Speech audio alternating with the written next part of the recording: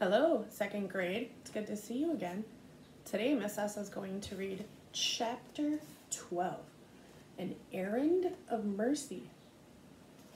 Book's getting very exciting right now and we're almost done. I'm so proud of all the work you're doing. So let's get started. Owls, thought Ralph as he clung to the Virginia creeper and filled his lungs with the cool night air that was such a relief after the stuffy drinking glass. I've always wanted to climb down this vine and explore the ground floor, he reminded himself grimly. And now I have to.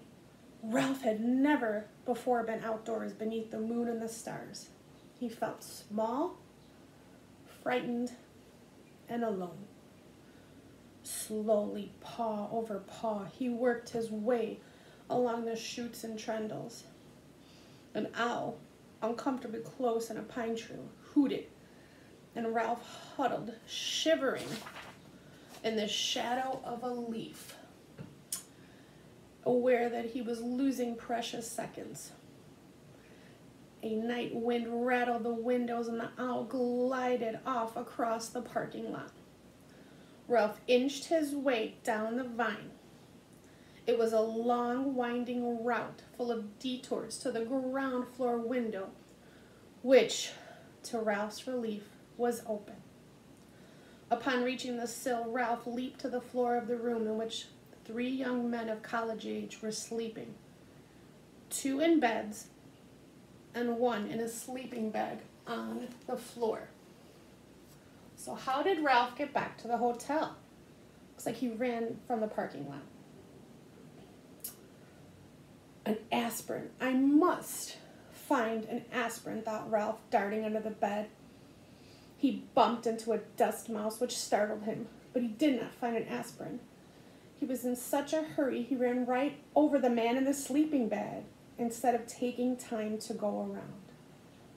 Then, under the dresser, gleaming in a shaft of moonlight, he saw a round, white pill. He went closer.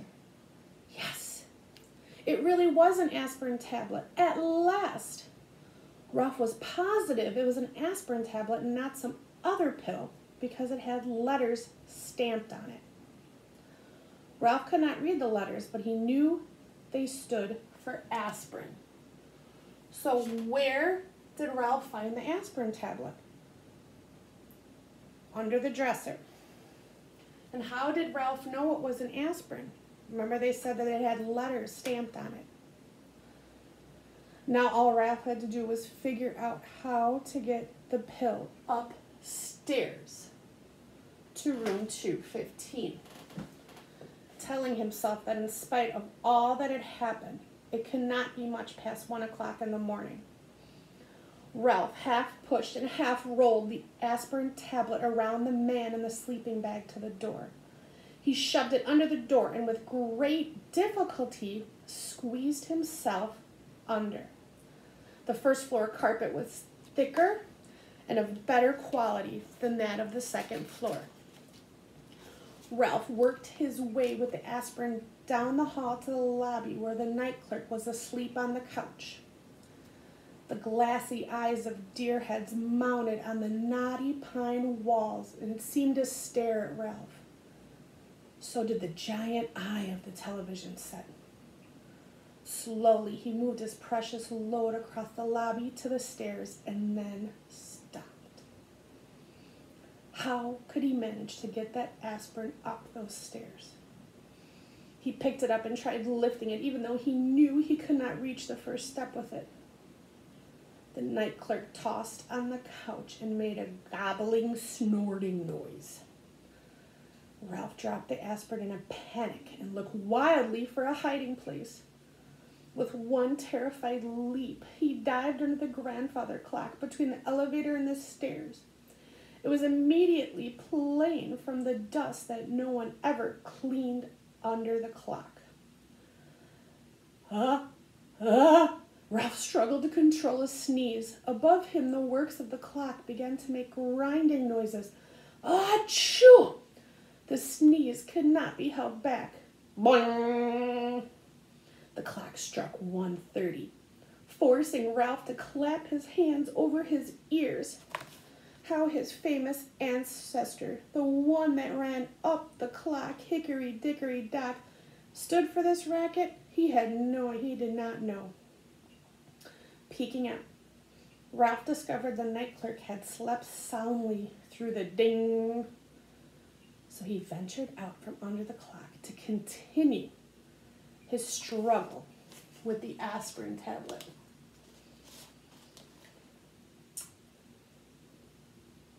Oh, since carrying the pill up the stairs was impossible, Ralph had to find another way. The elevator? Ridiculous. A mouse cannot run an elevator.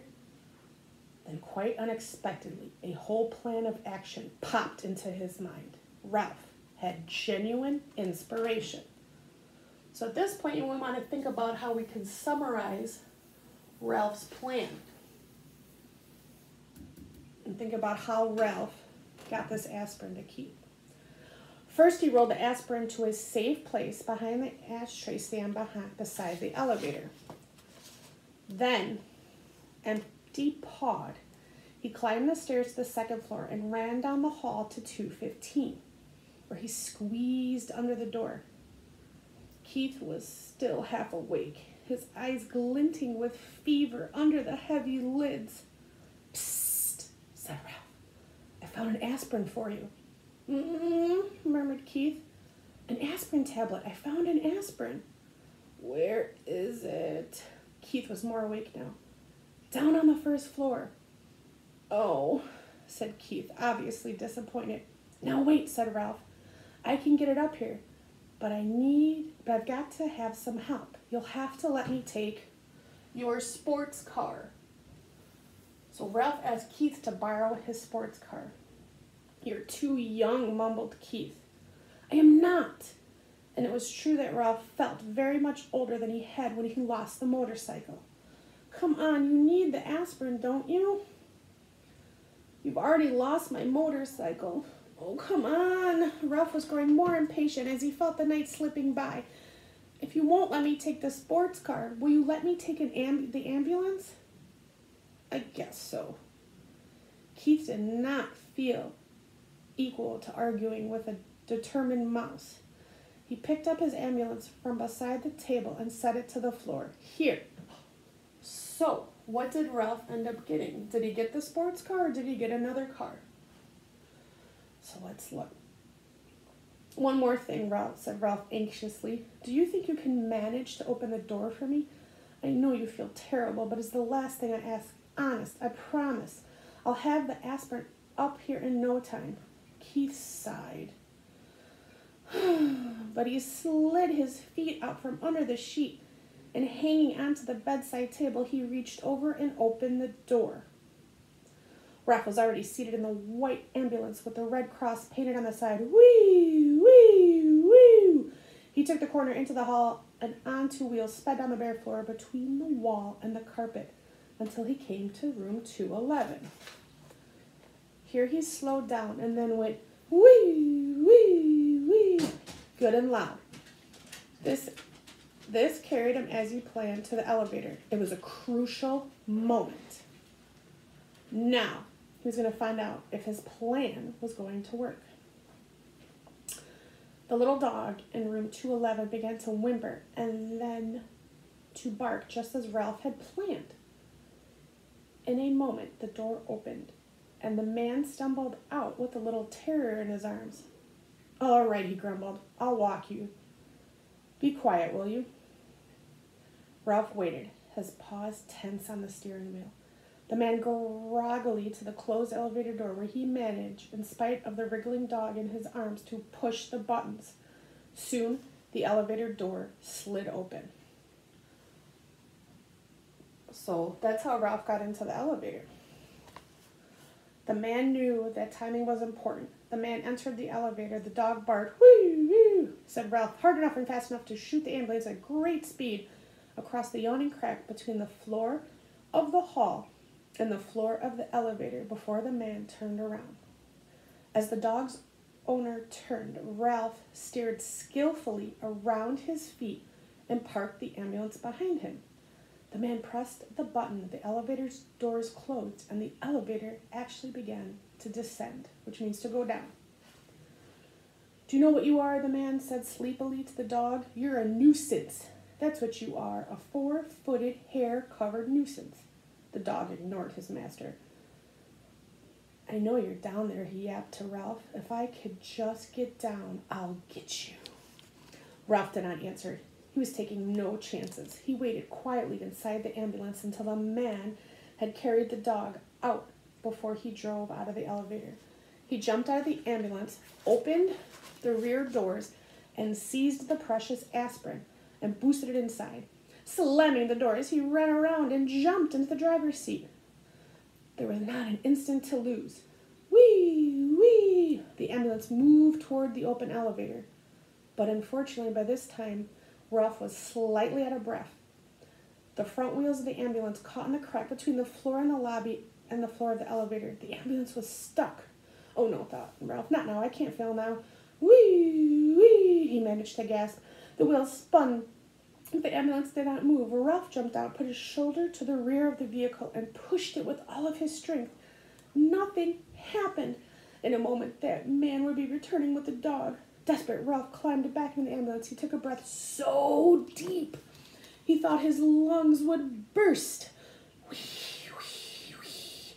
He made the sound harder, fast, and high-pitched. The wheels spun. The ambulance moved slowly at first, and then as the tires got a grip of the floor of the elevator, it shot out of the crack and across the elevator and hit the rear wall with a bump. Ralph collapsed over the steering wheel, limp with relief, just as the man came back through the lobby with his dog. I guess some boy lost his toy ambulance, muttered the man, more awake now as he stepped in and pressed the button. Toy, thought Ralph indignantly. This ambulance is carrying medical supplies to the sick. Boy, my foot, yapped the terrier. It's that dastardly mouse. Let me down and I'll get him. Ralph did not try to answer. He was saving all his breath now to get the ambulance across the crack once more. The man slapped the dog lightly on the nose and said, Be quiet. I took you outside, didn't I? Fortunately, the elevator doors stayed open behind the man as he walked out, so Ralph had no trouble driving the ambulance out and down the hall to room 215. The door had blown shut, but he did not care. He jumped out of the ambulance and ran around to the back where he unloaded the aspirin, shoved it under the bedroom door, and squeezed underneath after it. Hey, Keith, I got it. Ralph was filled with triumph. I brought you an aspirin. So was this a problem for Ralph that the door had blown shut? Nope, he figured it out. And then now you get to summarize Ralph's plan on the second sheet. And I'm going to let you do that on your own because you guys know how to do summaries. All right, boys and girls, this was nice. The book, tomorrow you'll be reading the last chapter, and we get to see what happens. You guys have done awesome. We miss you all very much, and we hope to see you soon. Bye, second grade.